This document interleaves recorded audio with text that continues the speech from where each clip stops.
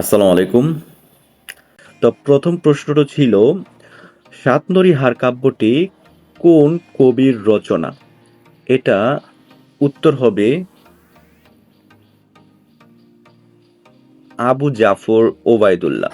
উত্তর হবে আবু জাফর ওবায়দুল্লাহ। এখানে বেশ কিছু বর্ণনা দেওয়া আছে। আবু জাফর ওবায়দুল্লাহ সাতনরীহার এটা তার প্রথম কাব্যগ্রন্থ, মনে রাখতে হবে। তারপর আব্বে অনেক বিখ্যাত একটা কাব্যগ্রন্থ আছে, আমি কিংবদন্তির কথা বলতেছি, এটা একটা কবিতাও আছে। ঠিক আছে, এটাও বেশ গুরুত্বপূর্ণ। খাঁচার ভিতর, অচিন পাখি, তারপর আমাদের সময়, নির্বাচিত কবিতা। যাই হোক, এগুলো একটু মনে রাখার চেষ্টা করবেন। তারপর আমাদের অপশনের মধ্যে ছিল আব্দুল মান্নান সৈয়দ, তার একটা উল্লেখযোগ্য কাব্যগ্রন্থ আছে জর্মান্দ। ঠিক আছে, নির্মলেন্দু গুণ, সে এই সময় সে বিখ্যাত একজন কবি। তার একটা কাব্যগ্রন্থ হচ্ছে প্রেমাংশুর রক্ত চাই। ঠিক আছে, একটু মনে রাখার চেষ্টা করবেন। দ্বিতীয় প্রশ্নটা হচ্ছে 23 নম্বর তৈলচিত্র উপন্যাসটি কার রচনা? এটা হচ্ছে আলাউদ্দিন আল আজাদ। আলাউদ্দিন আল আজাদ, তার এটা মনস্তাত্ত্বিক বিশ্লেষণমূলক উপন্যাস। এই যে 23 নম্বর চলচ্চিত্র, যেটা 1960 সালে প্রকাশিত হয়, তার অন্যান্য যে উপন্যাস আছে তার মধ্যে সবচেয়ে বেশি গুরুত্বপূর্ণ হচ্ছে কর্ণফুলী। ওকে। তারপর শওকত ওসমান আমাদের অপশনে আছে, এটাই অপশনটা ভুল ছিল, কারণ তার বিখ্যাত উপন্যাস ছিল কৃতদাসের হাসি। ঠিক আছে, কৃতদাসের হাসি। আর হুমায়ুন আহমেদের একটা বিখ্যাত উপন্যাস হচ্ছে নন্দিত নরকে। এটা বেশ জনপ্রিয় একটা উপন্যাস ছিল হুমায়ুন আহমেদের। তার পরের প্রশ্নটা হচ্ছে, বিজয়া নাটকটির রচয়িতাকে? এটা শরৎচন্দ্র চন্দ্র চট্টোপাধ্যায়। শরৎচন্দ্র চট্টোপাধ্যায় বিজয়া নাটকটির রচয়িতা। তার অন্যান্য কিছু নাটক আছে, একটু দেখি আমরা। সেটা হচ্ছে ষোড়শী, রমা বিরাজব। আর রবীন্দ্রনাথ ঠাকুর আমাদের অপশনে ছিল, তার বিখ্যাত একটা নাটক ছিল রক্তকবরী। এই রক্তকবরীটা রূপক সাংস্কৃতিক ধারার একটি কালজয়ী নাটক ছিল। খুবই ইম্পর্টেন্ট, অনেক সময় আসে যে নিচের কোনটি সাংকেতিক ও রূপক ধরনের নাটক, তখন কিন্তু বলতে হবে রক্তকবরী। ওকে। দ্বিজন্তলাল তার একটা সেরা একটা নাটক হচ্ছে শাহজাহান। ঠিক আছে, এটা ঐতিহাসিক নাটকের জন্য এটা খুবই বিখ্যাত। তা এখানে উত্তর হবে শরৎচন্দ্র চট্টোপাধ্যায়। সমাস শব্দের অর্থ কি? সমাস শব্দের অর্থ হচ্ছে সংক্ষেপণ। ঠিক আছে, সমাস শব্দের অর্থ সংক্ষেপণ। কারণ কি?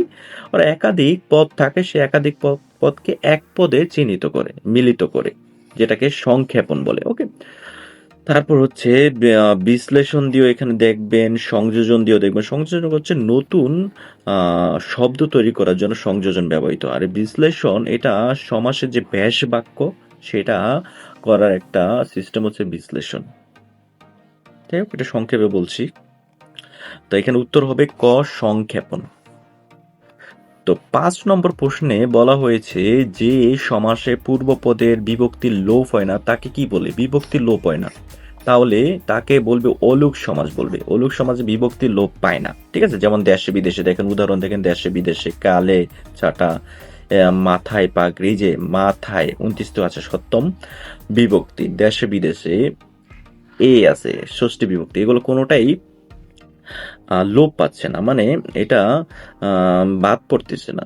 ব্যাস বাক্যে যেরকম থাকে হুবহু সেরকমই এখানে সমস্ত পদে সেটাই বসতেছে। সমাসের কথা বলছি।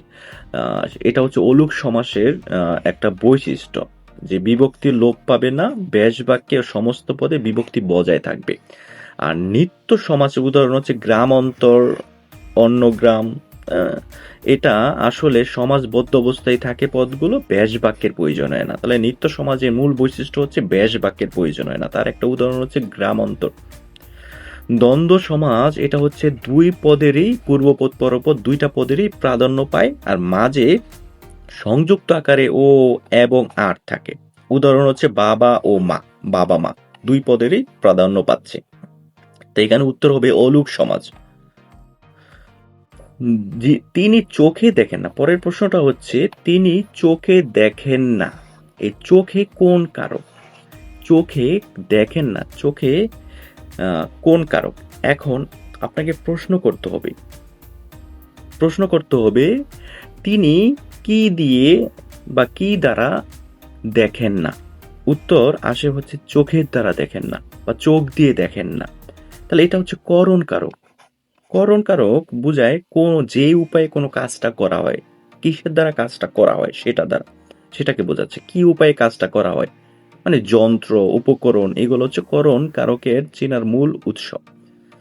আচ্ছা, এখানে আরো যে অপশনগুলো আছে এগুলো ভুল উপাদান কারক আসলে বোঝায় হচ্ছে বিচ্যুতি, গৃহীত, আরম্ভ, দূরীভূত, বয়, রক্ষিত, এগুলা। যেটা সম্পাদন কারক হচ্ছে সত্য ত্যাগ করে, যেটা এখানে হয় না, এই জন্য এটা ভুল। অধিকরণ কারক তো এখানে হবে না, এখানে স্থান বুঝায় নাই, সময় বুঝায় নাই, বা কোনো বিষয় সম্পর্কে বুঝায় নাই, যার কারণে এখানে উত্তর হওয়ার মতো আছে করণ কারক। তো উত্তর হবে করণ কারক ক।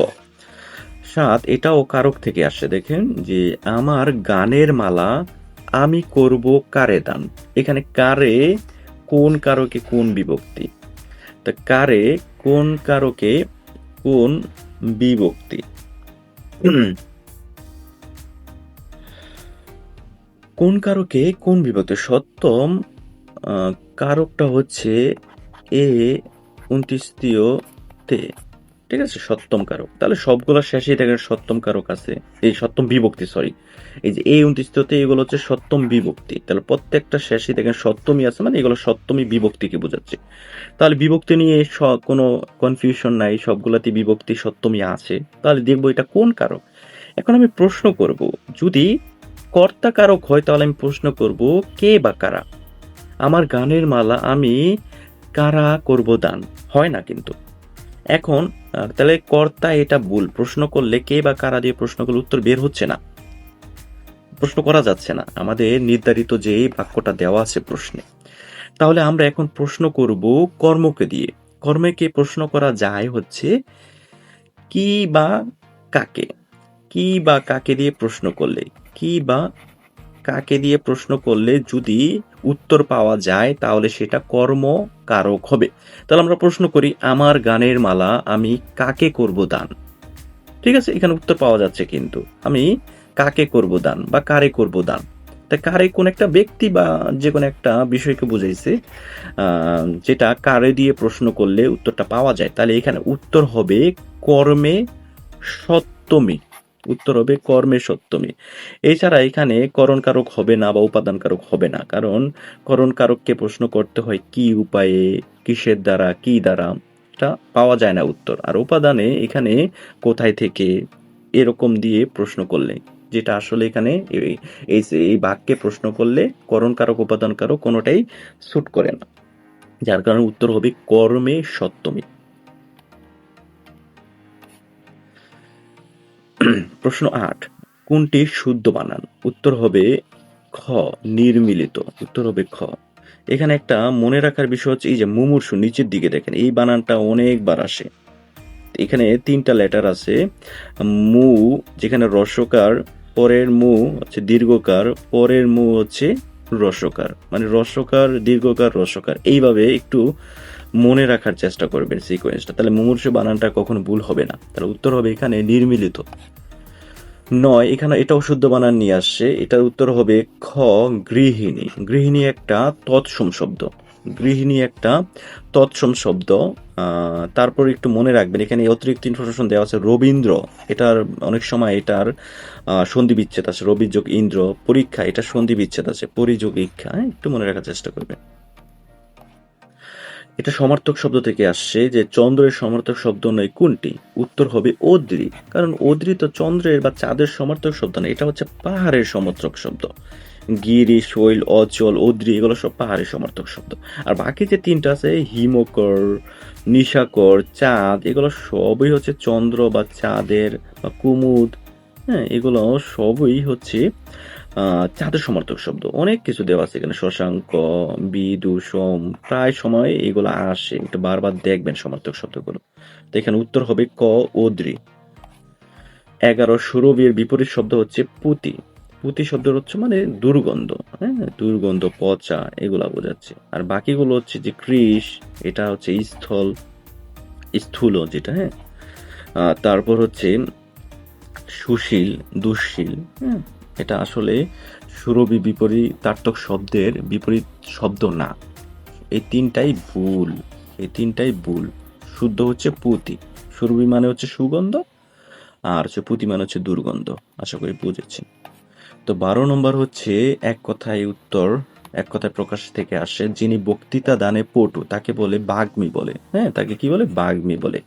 বাকি কোনোটাই এটার সাথে আম বাচস্পতি, এটা হচ্ছে যে অনর্গল কথা বলতে পারে তাকে বলে। হ্যাঁ, সুবক্তা, যে ভালো বক্তা সে সুবক্তা বলে। কিন্তু যিনি বক্তৃতা দানে পটু সে তাকে সুবক্তা বলে না, তাকে বলে বাগ্মী বলে। এই জন্য এটাও ভুল। আর অনলবর্ষী যার কথার মাধ্যমে কঠোর সমালোচনা বা তীব্র প্রতিক্রিয়া প্রকাশ পায় তাকে অনলবর্ষী বলে, যেটা আসলে ভুল উত্তর। হ্যাঁ, তাহলে আমরা শিখলাম হচ্ছে অনলবর্ষী এটা জিনিসটা কি, বাচস্পতির জিনিসটা কি, বাগ্মী জিনিসটা কি। তাহলে উত্তর আমাদের হচ্ছে বাগ্মী। আচ্ছা, 13 নম্বর প্রশ্নটি হচ্ছে একাদশী বৃহস্পতি এর অর্থ কি? এটা বাগধারা থেকে আসছে, যার অর্থ হচ্ছে সৌভাগ্যের বিষয়। এখানে আরো বেশ কিছু বাগধারা আছে, আমরা একটু দেখব।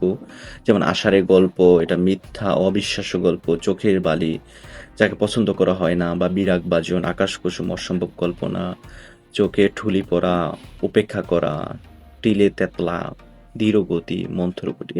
একটু দেখব, দেখলে এখান থেকে অনেক কিছু কমন পড়ার বিষয় আছে। তো পরের প্রশ্নটি হচ্ছে তপবনের সন্ধি বিচ্ছেদ কোনটি? তপবনের সন্ধি বিচ্ছেদ করা হয়, এটা একটা বিসর্গ সন্ধি, ঠিক আছে? বিসর্গ সন্ধি। আর বিসর্গ সন্ধির নিয়মটা হচ্ছে বিসর্গ যখন র বা ওকারে পরিণত হয়, বিসর্গ থাকলে সেটা র বা ওকারে পরিণত হবে। যেমন এখানে আহ তপবন, দেখেন তপবন, তপের সাথে একটা বিসর্গ আছে, অপশনে এটা দেওয়া ছিল না। হ্যাঁ, ভুল করে এটা আসে। তো তপবন, এই যে তপের সাথে যে বিসর্গ আছে এটার বদলে ওকার হবে। ফলে এই যে দেখেন প ও ব ন, তপবন, বিসর্গটা ওকারে পরিণত হয়েছে। তাহলে তপবনের সঠিক সন্ধি বিচ্ছেদ হচ্ছে এই যে এটা দেখেন, এই যে বিসর্গটা ওকারে পরিণত হয়েছে। ওকে, এই বাকিগুলো সব সেম ভাবে হয়েছে। এই যে বিসর্গটা ওকারে পরিণত হয়েছে, এখানে বিসর্গটা ওকারে পরিণত হয়েছে। চাঁদের হাট এটা হচ্ছে প্রিয়জনের সমাগম। উত্তর হবে গ। উত্তর হবে গ। তো এটাই লাস্ট প্রশ্ন ছিল। আশা করি আমরা ব্যাখ্যা সহ প্রত্যেকটা প্রশ্নের উত্তর জানার চেষ্টা করেছি। নেক্সট এটারই ইংরেজি অথবা সাধারণ জ্ঞান অথবা গণিতের অংশটুকু নিয়ে ভিডিও আসবে, আপনারা সেটা দেখারও চেষ্টা করবেন। আশা করি সে পর্যন্ত সব ভালো থাকবেন। আল্লাহ হাফেজ।